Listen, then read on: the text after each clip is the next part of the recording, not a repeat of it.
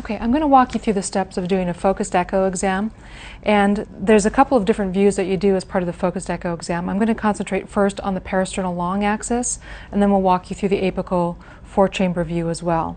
The parasternal long axis you can also use as part of your fast examination if you're having trouble doing the subcostal or subxiphoid view.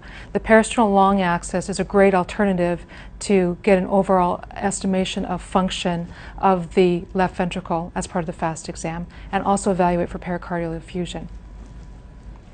Okay, so the first thing you're going to do with this, if you can, is have the patient turn over to their left side. The reason we like to do this is as you have the patient turn to their left, the heart's going to fall forward in the chest cavity and bring it a little bit closer to the window that you're trying to access through the ribs.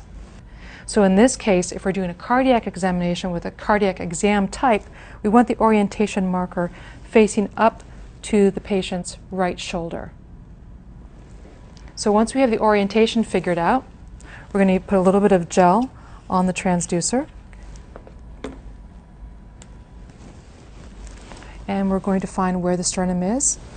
And just move just a little bit left of the sternum, looking for the 4th to 6th intercostal space.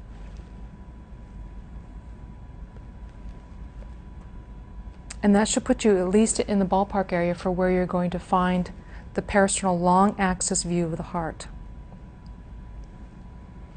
So remembering that the heart sits in the body at a slight angle, this is going to be the long axis view of the heart itself. Not long axis of the body, but we're looking at the long axis of the heart. When we look at the ultrasound image, we should quickly be able to identify the left ventricle, which we see here.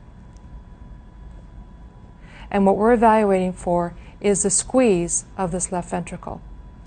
So on this image, we have the right ventricle, left atrium, and the aorta, mitral valve, and aortic valve.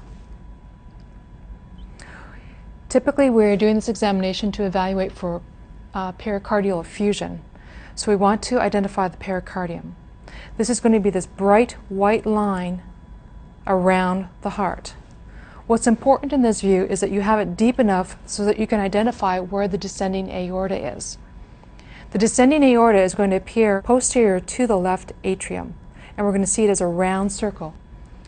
If the fluid is in the pericardium, it's going to be above this descending aorta.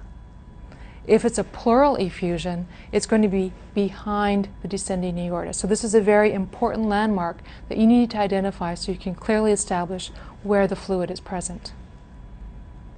Another important area you have to identify to determine exactly where the pericardial effusion is the anterior aspect of the heart.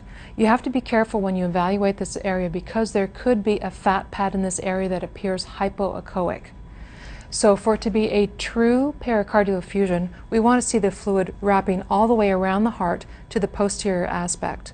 If it's just here in the anterior aspect, it's probably just a fat pad.